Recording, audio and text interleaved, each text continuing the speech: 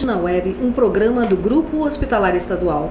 Um grupo formado pelo Hospital Psiquiátrico São Pedro, Hospital Colônia Itapuã, Hospital Sanatório Partenon e o Ambulatório de Dermatologia Sanitária. O dia 10 de outubro é o Dia Mundial de Saúde Mental. Este ano, com o tema Depressão, a crise global. Para conversar sobre esse assunto, convidamos a médica psiquiatra Luísa Gimeno, que presta atendimento no ambulatório Melanie Klein, do Hospital Psiquiátrico São Pedro. Bom dia e seja bem-vinda. Bom dia, Lia.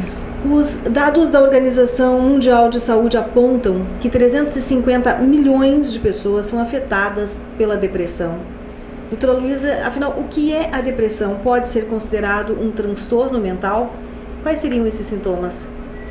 Sim, é considerado um transtorno mental e é caracterizado por desânimo, tristeza, pensamentos de ruína ou semelhantes, lentificação no campo da psicomotricidade e até a dinamia, né? E causando também diminuição na capacidade laboral e de estudo das pessoas, né? E os fatores, a gente pode citar alguns fatores que podem desencadear o problema da depressão? Bom, eu acho que não dá para responder isso só individualmente, né? Há que pensar que a vida moderna, não, contemporânea, vamos dizer assim, e urbana se caracteriza por pressa, urgência, muitos compromissos e um esvaziamento até do convívio social das pessoas do ponto de vista mais das relações afetivas, né? Enfim, né? Isso cria muita expectativa, né? Em cima do sujeito e ao mesmo tempo o sujeito também tem as suas expectativas individuais, seus anseios, nem sempre consegue alcançá-los, né? Fora isso, viver, né, e crescer não deixa de ser acumular perdas, né? Então, como os seres humanos reagem a essas perdas, né? Como se adaptam, como enfrentam isso, né? Muitas vezes a reação é de depressão, talvez por isso, né, seja um problema tão prevalente, né? A depressão pode ser considerada também um problema hereditário, genético. Sendo assim, ela pode ser um problema previsível e, sendo previsível, prevenível. Estudos falam de genética, né, de uma hereditariedade genética com forte possibilidade de ser, né? Mas eu prefiro falar na questão da psicogenética, né? Como o ser humano, ele é humano e cultural, e culturalmente, né, a gente aprende comportamentos, né? Aprende e vai desenvolvendo, né? Nem tudo é tão inato, nem tudo é tão orgânico, né? Mas o sujeito é um sujeito cultural também, né? Dessa forma a gente aprende a reagir melhor ou mais a contento, né? Sendo assim, por hereditariedade genética, eu posso me prevenir, né? No sentido de, eu tenho alguém na família que sofre de depressão, enfim, eu posso já me preocupar com isso de antemão e já tomar alguns cuidados. Tem alguma forma de... Justamente o fato, a prevenibilidade dessa condição está em a gente se dar conta, né, de que alguém tem a prevenção sempre parte da detecção precoce, né, e detecção também dos fatores de risco para isto ou para aquilo. No caso aqui da depressão, né, quanto mais cedo a intervenção ocorrer, melhor. A intervenção ela pode ter vários aspectos, né?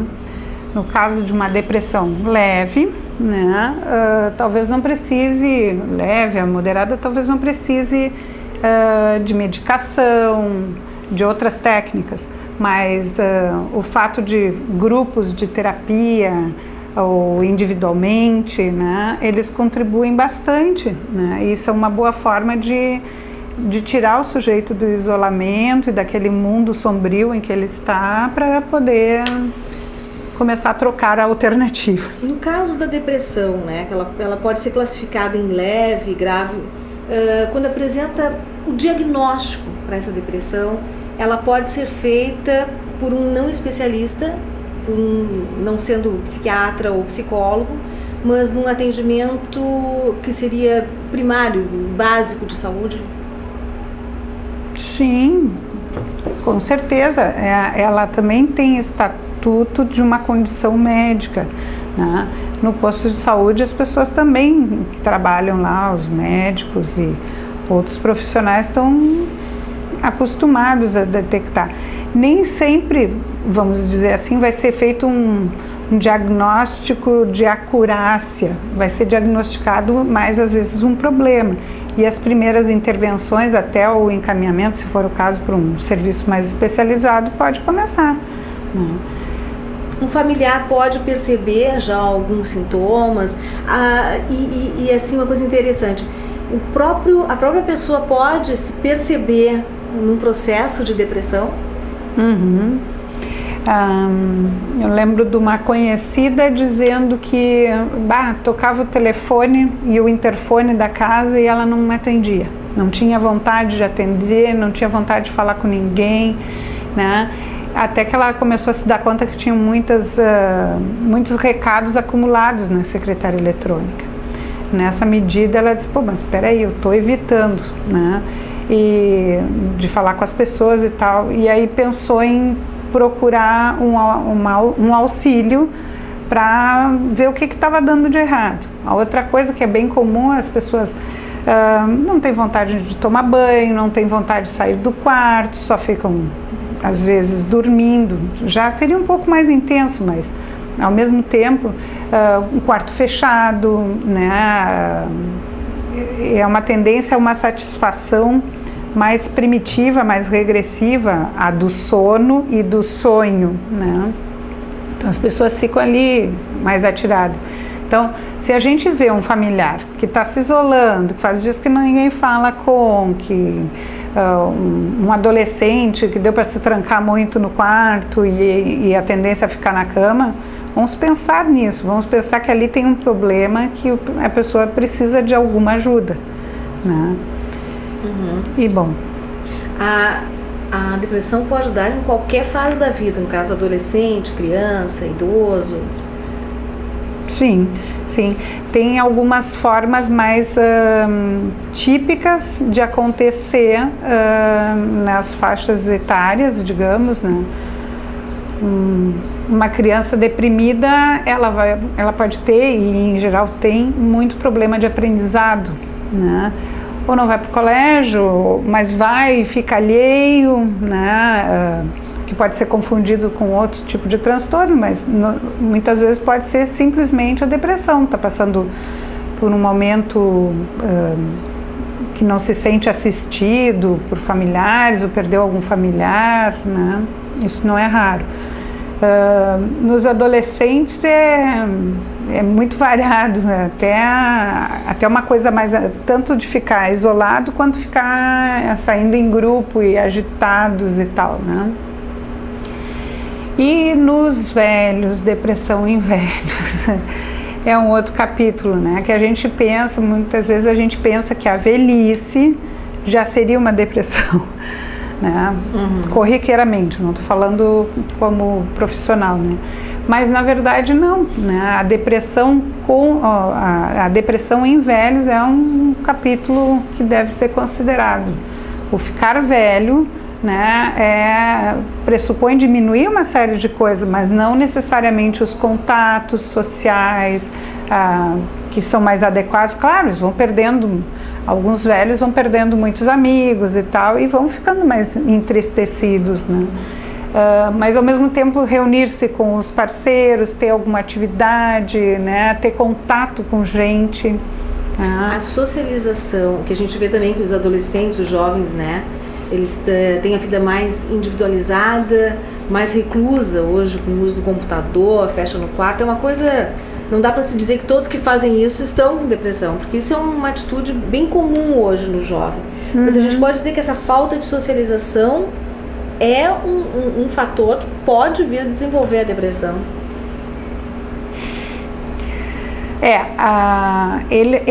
No caso dos idosos também, né? A socialização, enfim, seria um fator, né? De proteção. Né? De poder se envolver e tal. Só que no caso dos jovens, o que eu vejo hoje é que esta forma de comunicação, deixa eu ver, antes da gente ter computador, era muito comum, já na época que o telefone nas nossas casas estava mais popularizado, porque eu fui ter telefone na minha casa, deixa eu ver, eu já tinha 21, 22 anos. Foi em 82 que chegou o telefone na minha casa, já estava na faculdade. Né? Mas, dali em diante, como mais pessoas tinham um telefone fixo, tu ligava para uma família, né? E o telefone só dava ocupado. Aí o que tu pensava? Os adolescentes estão pendurados no telefone. Lembra disso? Sim. Depois veio a cobrança dos impulsos, aí vinha a bronca da família, olha a conta do telefone, o tamanho que tá. Né? E eu acho que no computador, hoje em dia, via computador, é uma forma de... Eles falam com a turma toda ao mesmo tempo. É verdade. Tanto de bem virtual quanto de mal. Tanto para tramóia ou para, para rolo, quanto para as coisas boas. Né? As fofocas, tudo passa muito por ali. O que eles começaram a conversar no colégio se complementa depois pela rede social, muitas vezes. Acho que a gente tem que ficar de olho, uma socialização virtual, mas ela é válida.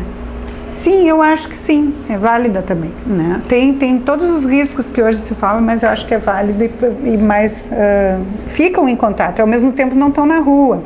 Porque na rua tem assalto, tem um monte de coisa.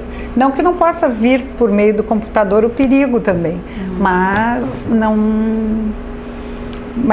estão dentro de casa, tem muitos pais que dizem, bom, ele está dentro de casa, eu fico mais tranquilo. Chama a turma para cá, chama a turma para outra casa, não é verdade?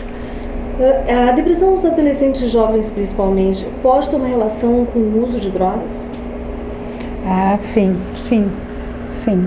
A depressão, em geral, é uma das condições que faz com que o sujeito vá atrás de uma, entre aspas, automedicação. O que eu quero dizer com isso? Assim, eu vou fazer uso de alguma substância que me deixe para cima, né? Ou que me anestesie, ou que me faça esquecer, tá? Então, o que está me incomodando, o que me faz sofrer, né? Então, acho que essa é uma das coisas que as pessoas vão atrás das drogas. Por outro lado, o uso continuado das substâncias, além de impedir que um sujeito mais inteiro, mais maduro ali aconteça, a droga vai impedir muitas vezes essa formação, tá? Que se complete o processo da personalidade, por exemplo. Né? E, além disso, o uso crônico das drogas causa depressão, pela fase da privação, né? Embora algumas sejam do grupamento estimulantes, né? Dos estimulantes, na caída vem uma deprê química mesmo que seja, mas bem acentuada. E a tendência a cronificar. Então, se a pessoa já tinha coisas depressivas, né, a tendência é piorar. Nos casos graves da depressão, né, que precisa ali de um tratamento, medicamento, a depressão pode limitar os indivíduos nas suas ações cotidianas? Ele tem que ficar sem fazer as... Ainda estava pensando na minha última resposta, como é que foi? Perdoa. A depressão, no caso, né, de precisar de um tratamento, de um medicamento, nos casos mais graves, ela pode limitar o indivíduo nas suas ações cotidianas, no seu dia a dia, deixar de fazer coisas, deixar de viver. Sim. O sujeito tem dificuldade para acordar, para cumprir o horário, para terminar as tarefas, porque uma tarefa que normalmente levaria, 5, 10 minutos, ele vai ficar ondeando, fazendo, vai se desinteressar. Ai, falta energia. Uma leitura, lê de novo, não consegue prender, né? E ao mesmo tempo, o que não é feito funciona como uma pilha que oprime mais ainda o sujeito, né? É aquilo que ele não está fazendo e aquilo ali está perto dele. E ele se sente pior, né? Então, a ansiedade é também considerada um transtorno psíquico-emocional. Pode ter uma relação com a depressão? Sim. A ansiedade seria, eu posso tentar comparar com assim, uma pessoa muito energizada, tá? Ela com um carro acelerado, ele consome, mesmo que ele ande devagar, como manda a regra, mas ele consome muito mais gasolina, é aquela regulagem da lenta e da... Então, a pessoa ansiosa, ela vive, digamos, mais ligada, ela se consome mais. Isso, economicamente falando, né, em termos de energia, vamos dizer que depois faz falta. E essa energia toda que foi consumida, ela pelas tantas, vem um cansaço, vem um desânimo, né? E isso é uma das formas, mas geralmente a ansiedade é como se fosse um farolzinho, farol não, como é que eu vou dizer, uma antena da pessoa tentando captar tudo, preocupada, né? E isso provoca um consumo energético até.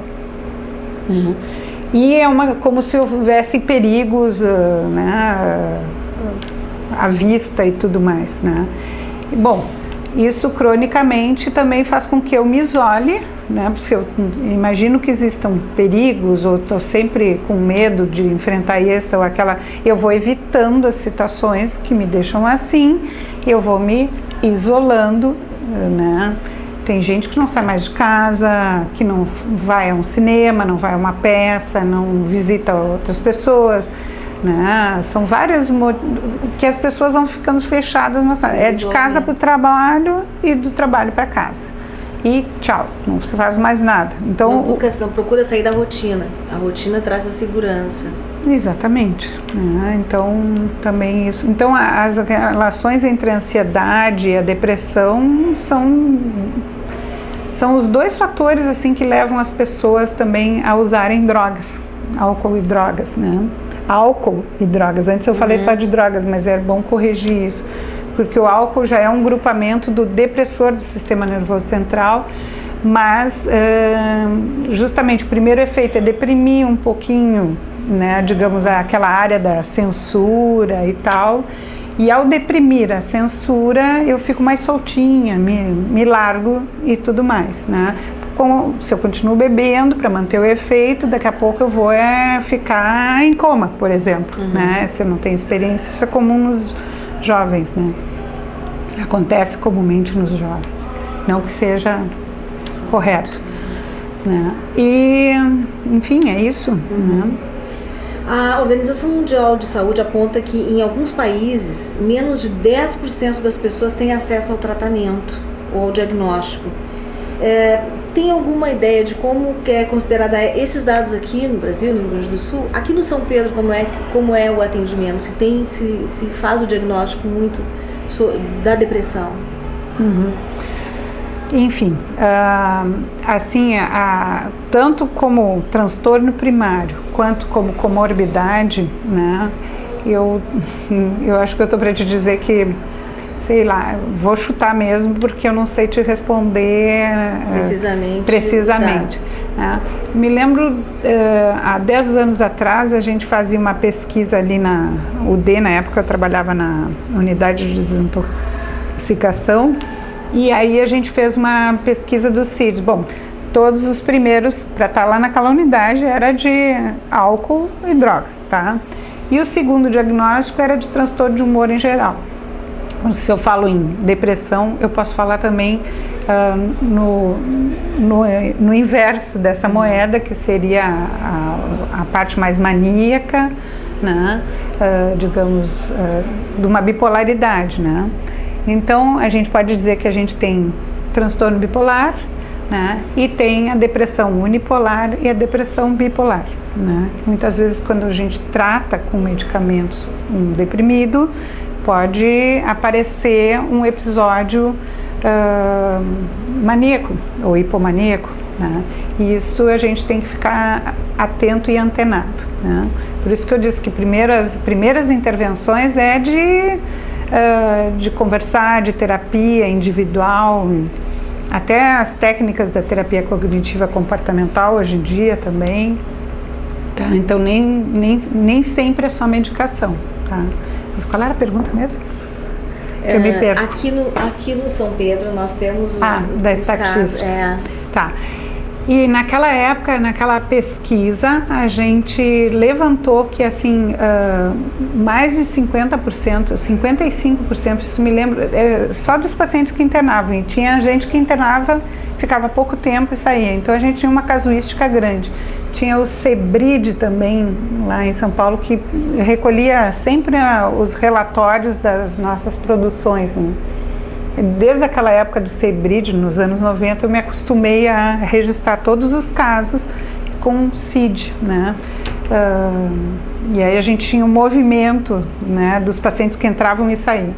Tá? Então, 55% dos casos eram de transtorno de humor e depressão, tá?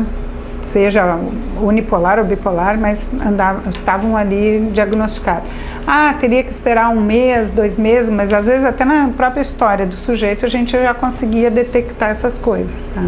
Então a melhor coisa hoje em dia era fazer o tratamento combinado, né, de ambos os transtornos, né? Então não só desintoxicar, mas começar a caracterizar através dos critérios, ver se estão atendidos os critérios de diagnóstico, porque veja bem, a gente pode acordar triste um dia, né? Sim. Né? Então, esses tempos morreu uma personagem importante da nossa história, né? Tá todo mundo meio triste e deprê, né?